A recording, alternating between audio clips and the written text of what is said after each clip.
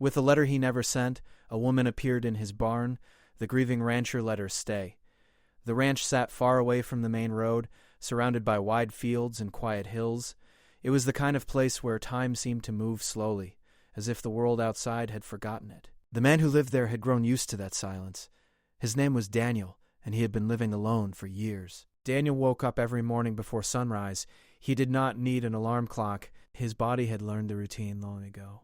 He would sit on the edge of the bed for a few seconds, staring at the empty space beside him. That space had once belonged to his wife, Emma. Even after all these years, his eyes still moved there without thinking. Some habits never leave. He would stand up, wash his face, and pull on his old boots. The house was small, wooden, and filled with memories. Emma's touch was everywhere, in the curtains she had chosen, in the cup she had bought, in the soft chair near the window where she used to sit in the evenings. Daniel never changed much. He believed that if he kept everything the same, a part of her would stay with him. Outside, the morning air was cool. The animals were already awake. Daniel greeted them with a quiet voice as he worked. He fed the horses, checked the fences, and walked through the fields. Work kept his mind busy. As long as his hands were moving, his thoughts stayed under control. When he stopped, memories came rushing in. Emma had passed away after a long illness. Daniel had stayed with her through it all. He remembered the hospital room, the soft beeping sounds, and the way she held his hand even when she was weak. After she was gone, the world felt empty. Friends tried to help, but most of them lived far away. Over time, the visits became fewer, and the calls stopped. Daniel did not blame them. Everyone had their own lives to live. He chose to stay on the ranch because it was the only place that still made sense. The land had been in his family for generations. It was steady and honest, just like Emma had been. Some people told him to sell it and start fresh somewhere else, but he never listened.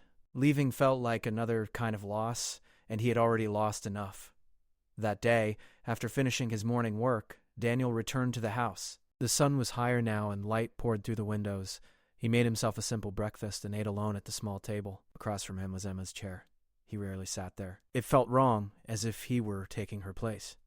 After eating, Daniel decided to clean the storage room. It was something he had been avoiding for years. The room was filled with boxes that held pieces of the past. Emma's clothes, old photographs, letters, and small items that once seemed unimportant but now carried deep meaning. He opened the door and stood there for a long moment. Dust floated in the air. The room smelled old, like paper and time. Slowly, he stepped inside and began sorting through the boxes. Each item told a story. A scarf Emma used to wear in winter. A notebook filled with her handwriting. Daniel smiled softly, then felt his chest tighten. In one box, hidden beneath old papers, he found an envelope. It was yellowed with age and sealed, though not carefully. Daniel recognized his own handwriting on the front. His hands froze. He sat down on the floor, holding the envelope like it was something fragile. He remembered writing that letter late one night, years ago. At the time, he had been filled with regret and fear. He had wanted to send it, but he never did. Life got busy, then Emma became ill, and the letter was forgotten. Slowly, he opened it. The letter was simple, written in plain words. It spoke about a past mistake, about someone he had failed to help when they needed it most. He had written about his guilt and his wish to make things right, even if it was too late. The last line spoke of hope, that one day somehow he might be given a chance to do better. Daniel read the letter again and again. He felt emotions he thought were long gone, and so shame, sadness, and a quiet longing for forgiveness. He had not shown the letter to Emma. He had been afraid of opening old wounds. Now, holding it years later, he wondered if he should have been braver. He folded the letter carefully and placed it back into the envelope. For a moment, he thought about throwing it away. But he couldn't. It felt wrong, like erasing a part of himself. Instead, he placed it in his jacket pocket. That afternoon, Daniel worked outside again, but his mind was not on the animals or the land. The words of the letter stayed with him. He wondered what might have happened if he had sent it. Would his life be different? Would someone else's life be different? As the sun began to set, the sky turned orange and pink. Daniel stood near the barn watching the day end. This was usually his quiet time, when he felt closest to Emma. He often spoke to her then, softly, as if she could still hear him. That night after dinner, Daniel sat by the window with a cup of tea. The ranch was silent except for the sound of the wind. He reached into his jacket and took out the letter once more. He read it slowly, letting each word sink in. "I'm sorry," he whispered, though he wasn't sure to whom he was speaking. maybe to Emma, maybe to the person the letter was meant for, or maybe to himself. He placed the letter on the table beside him. Outside, the moon rose over the fields, casting long shadows across the land. Daniel felt a strange sense of unease, as if something was about to change. He didn't know why. The ranch had been quiet for so long. Before going to bed, he locked the doors and checked the windows, as he always did. Then he lay down, staring at the ceiling. Sleep came slowly. His dreams were filled with old faces and roads he had not walked in years. Somewhere in the darkness, fate was moving. The letter he never sent had waited patiently for the right moment. And that moment was closer than Daniel could ever imagine. The next morning, Daniel woke up earlier than usual. The dream from the night before still lingered in his mind, faces he did not fully recognize, voices calling his name, and the feeling that something important was waiting just beyond his reach. He sat up in bed and took a deep breath. The house was quiet, just like always. He followed his normal routine, but his thoughts kept drifting back to the letter. It was still on the table where he had left it. He folded it and placed it inside a drawer before heading outside. The air was cold, and the sky was pale gray, promising a long day. As Daniel walked toward the barn, he noticed something felt different. The animals were restless. The horses shifted more than usual, and one of the dogs barked softly, then stopped. Daniel slowed his steps. He listened carefully. At first he thought it was just the wind, but then he heard it again, a faint sound coming from inside the barn. He stopped in his tracks. The ranch had been quiet for years. No visitors, no strangers. Daniel's heart began to beat faster. He picked up a long wooden stick from near the fence, not to threaten, but to protect himself if needed. Slowly he pushed open the barn door. Inside, the air was thick with dust and the smell of hay. Light slipped through the cracks in the walls. Daniel took a few careful steps forward, his eyes scanning the space. Then he saw her. She was sitting on a pile of old hay near the far corner. Her back was against the wall, her knees pulled close to her chest. She looked tired, her clothes dusty and worn. Her hair was pulled back loosely, and her face showed signs of worry and fear. When she noticed Daniel, she looked up quickly, her eyes wide. "I'm sorry," she said at once, her voice shaky. "I didn't mean to scare you." He hadn't heard a woman's voice on the ranch in a very long time. For a moment he could not speak. He lowered the stick and took a step back, trying to understand what was happening. "Who are you?" he finally asked, keeping his voice calm. "My name is Clara," she replied. "I didn't have anywhere else to go. I just needed a place to rest. I'll leave, I promise."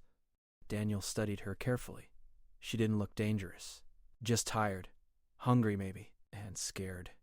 The way she spoke reminded him of someone who had been on the road too long, carrying more than just a bag. "How long have you been here?" he asked. "Since late last night," she said honestly. "I saw the barn and thought it might be empty. I didn't know anyone lived here." Daniel looked around. Everything seemed untouched. She hadn't caused any trouble, no damage, no signs of bad intentions. Still, he was cautious. Living alone had taught him to be careful. "You should have knocked," he said. "I know," Clara replied softly. "I was afraid." Something about that word, afraid, stayed with him. He remembered how Emma used to look when she was scared during her illness, trying not to show it. Daniel felt his guard drop just a little. He sighed. "Are you hungry?" "A little." Daniel turned toward the door. "Come with me." Slowly. She stood up, brushing hay from her clothes, and followed him outside. The morning light revealed more of her face. She looked younger than he first thought, but her eyes held the weight of someone who had been through too much. Inside the house, Daniel made some tea and put together a simple meal. Clara sat quietly at the table, her hands wrapped around the warm cup. She looked around the room, taking in the old furniture and faded photos on the walls. "You live here alone?" she asked carefully. "Yes," Daniel replied. "Have for a long time." She nodded, as if she understood more than he had said. They ate in silence for a while. Daniel noticed how carefully she ate, like someone who hadn't had a proper meal in days. When she finished, she looked at him with gratitude. "Thank you," she said. "I didn't expect kindness." Daniel wasn't sure what to say. Kindness had not come easily to him since Emma passed. But something inside him told him this moment mattered. "Where are you headed?" he asked. Clara looked down at her hands. "I'm not sure," she admitted. "I was trying to find a place connected to someone I once knew, but I might be too late." The words reminded him of the letter, of missed chances, of roads not taken. "You can stay here for today," he said after a pause. "Just today. Rest. Then you can decide what to do next." Thank you, I won't be any trouble. That day, Clara helped where she could. She swept the porch, fed the chickens, and carried water without being asked. Daniel watched her from a distance. She moved quietly, respectfully, like someone who did not want to take up too much space. As the day went on, they spoke more. Small conversations, simple questions. She told him she had been traveling for weeks, following a trail of old memories and faded addresses. Daniel shared only little about himself. He wasn't ready to open old doors yet. In the late afternoon, Daniel went back to the barn to check on the animals. Clara followed, stopping at the doorway. She looked around slowly, then froze. "This place," she said softly. "It feels familiar." Daniel turned to her. "What do you mean?" "I'm not sure." He nodded, but something about her tone made him wonder. As evening came, Daniel felt torn. Part of him wanted his quiet life back. Another part, the one shaped by loss and regret, felt that sending her away too quickly would be a mistake. When night fell, he showed her a small room near the kitchen. "You can sleep here," he said. "Just for tonight." "Thank you," Clara replied again, her voice full of emotion. As Daniel lay in his own bed later, staring at the ceiling, he felt that same strange unease from the night before. The ranch was no longer just his. A stranger had stepped into his life, carrying a past he didn't yet understand. And somewhere in the house the letter waited, quiet and patient, as the path toward the truth slowly began to unfold. The morning light entered the house gently, touching the walls and the old wooden floor. Daniel was already awake. He lay still for a few moments, listening. The house felt different now. It was not louder, but it was no longer empty in the same way. Someone else was breathing under the same roof, and that small change made his thoughts restless. He got out of bed and walked quietly toward the kitchen. Clara was already there. She stood near the sink, washing a cup she had used for tea. When she heard his steps, she turned quickly, a little embarrassed. "I hope you don't mind," she said. "I woke up early." "That's fine," Daniel replied. "I do the same." They shared a small smile. It felt strange, but not uncomfortable. Daniel put water on the stove and prepared breakfast. The sounds of simple work filled the space between them. Outside, the ranch slowly came to life. After eating, Daniel headed out to check the fences. Clara followed him, keeping a small distance. He didn't tell her to come, but he didn't ask her to stay behind either. She seemed to understand the land quickly, stepping carefully, watching where she walked. "You know your way around places like this," Daniel said, more as an observation than a question. "I grew up near land like this. Not exactly the same, but close enough." Daniel showed her where repairs were needed, and without hesitation she picked up tools and helped. Her movements were sure, practiced. He noticed how naturally she fit into the work, as if she had done it many times before. As the hours passed, the silence between them became softer. They talked in small pieces, about the weather, about animals, about the long road she had traveled. Daniel did not ask too many questions, and Clara did not offer more than she felt ready to share. Later, while resting under the shade of a tree, Clara finally spoke more openly. "I wasn't always moving from place to place," she said. "There was a time when I believed I had a home." Daniel listened quietly. He knew better than to interrupt moments like this. "It didn't last," she continued. "Things changed. People changed. I made choices I didn't fully understand at the time." Her voice was steady, but her hands were tight in her lap. Daniel nodded slowly. "Life has a way of doing that." She looked at him then, really looked at him. "You've lost someone." It wasn't a question. "Yes," Daniel said after a pause. "My wife." "I'm sorry," Clara said gently. "So am I," he replied. They sat in silence again, but it was a shared silence now, not heavy. Just honest. That afternoon, Clara helped clean the barn. She worked carefully, respecting the space. As she moved between the stalls, her eyes kept returning to certain corners, certain beams. Daniel noticed. "You keep looking around like you're searching for something," he said. She hesitated. "I think I've been here before." "Here? On this ranch?" "A long time ago. I was young. I didn't understand much back then." Daniel felt a strange chill. "I've lived here most of my life. I don't remember seeing you." "I wouldn't expect you to," Clara said. "I wasn't here long. And I stayed mostly in the barn." Daniel leaned against a post, trying to place her words. Memories stirred faintly, like dust lifted by a breeze. "There was someone once," he said carefully. "Someone who came looking for help. Years ago." Clara's breath caught. "Did you speak to her?" "Yes," Daniel said, "but I didn't do enough." Clara looked away, her eyes shining. That woman was my mother. Daniel felt his chest tighten. He remembered the woman clearly now. She had been tired, desperate, holding a young child's hand. He had wanted to help, but fear and hesitation had held him back. He had offered only small kindness, then let her leave. I wrote her a letter, Daniel said quietly, but I never sent it. Clara turned to him, surprise and pain mixed on her face. She waited for that letter, she said. She believed someone would reach out. Daniel swallowed hard. I was afraid. So was she. They stood there, facing a past neither of them could change. But something else was happening too. Understanding was forming, slowly but surely. That evening, Daniel took the letter from the drawer and placed it on the table. Clara watched him closely. You don't have to read it, he said. I want to, she replied. She read it slowly, her fingers trembling slightly. Tears filled her eyes, but she did not look away. She would have forgiven you, Clara said when she finished. She believed in second chances. Daniel felt a weight lift from his chest, though it didn't disappear completely. Regret had shaped him for years, but now it had a face, a voice, a chance to be heard. As night fell, they sat on the porch, watching the stars appear one by one. The land was quiet again, but it no longer felt empty. I didn't plan to stay this long, Clara said softly. But I think I needed to come here. So did I, Daniel replied.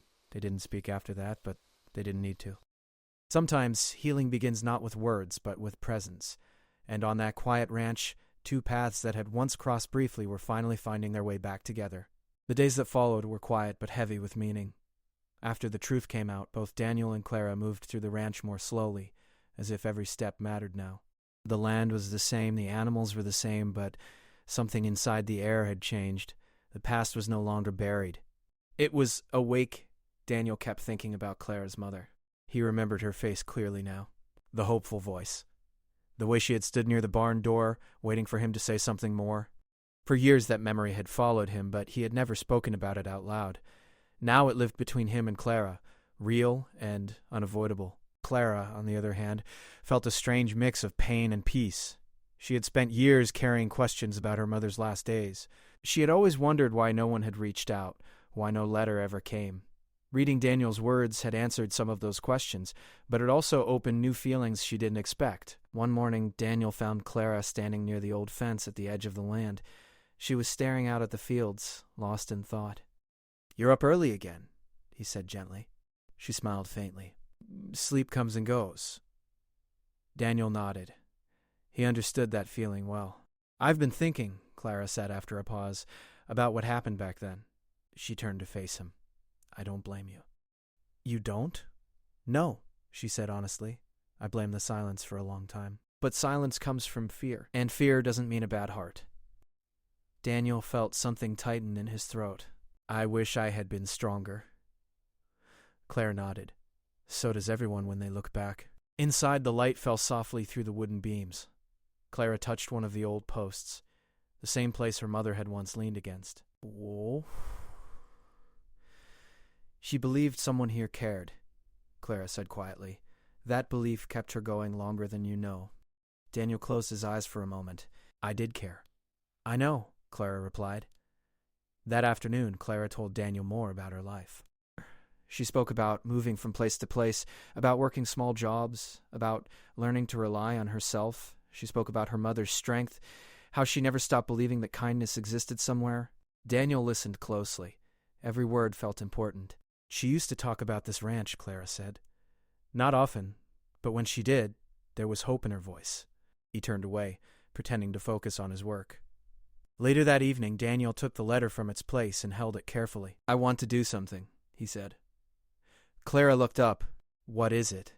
"I want to place this letter where it belongs," he said. "Not hidden away, not forgotten."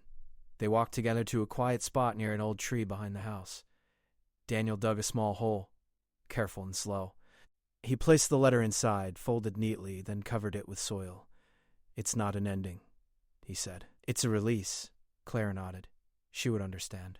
As the days passed, Clara began to think about leaving. The reason she had come had been answered. The truth was known. The letter had been found. She felt lighter, but also unsure.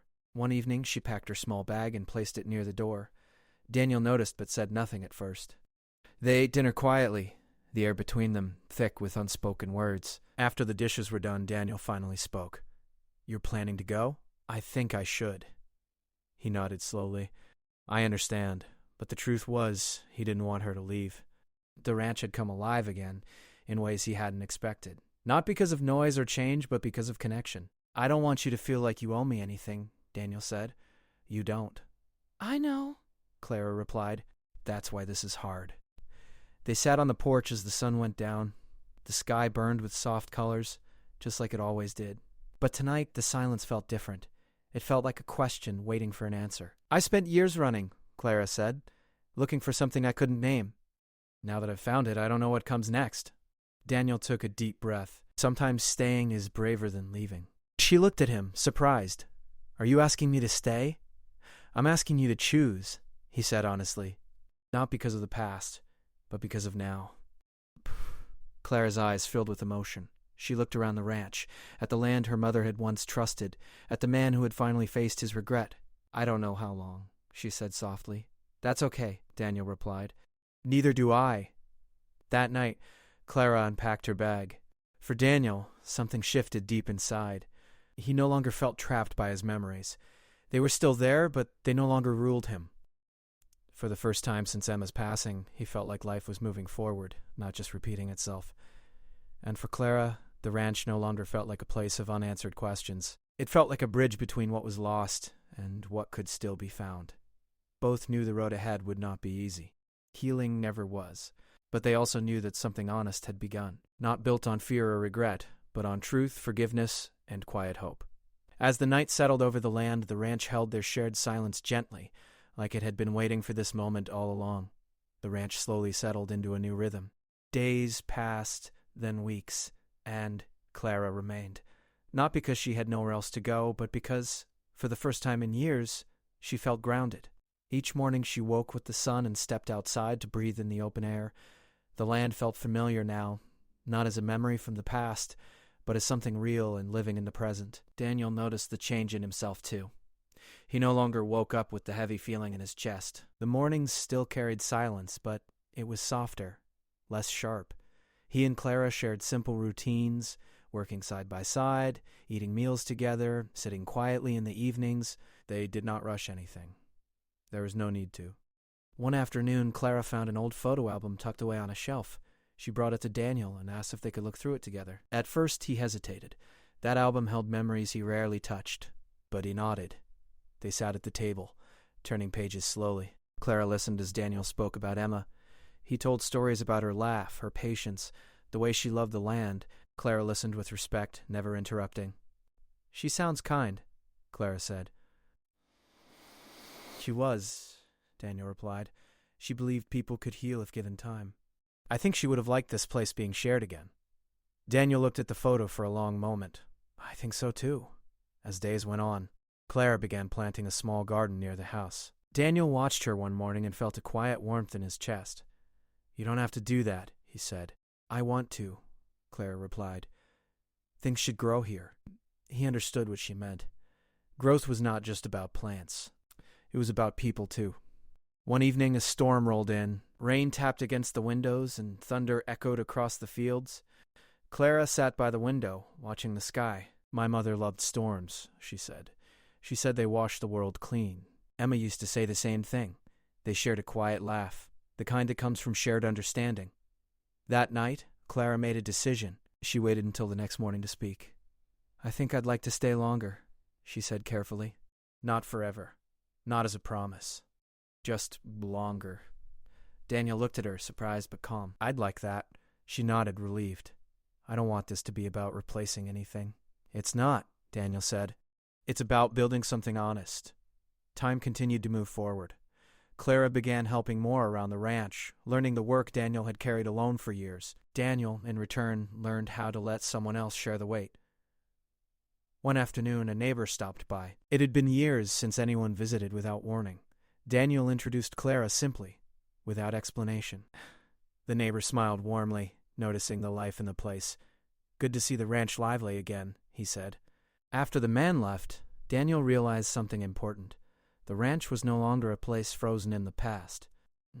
It was alive again. As the seasons shifted, Clara received a letter from a distant town offering her a small job. She held it in her hands for a long time before showing Daniel.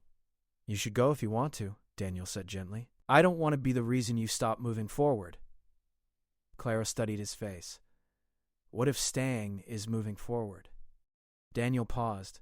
"Then it should be your choice, not mine. I want to stay, at least for now. Not excitement, not fear, just peace." That evening they walked the land together as the sun dipped low.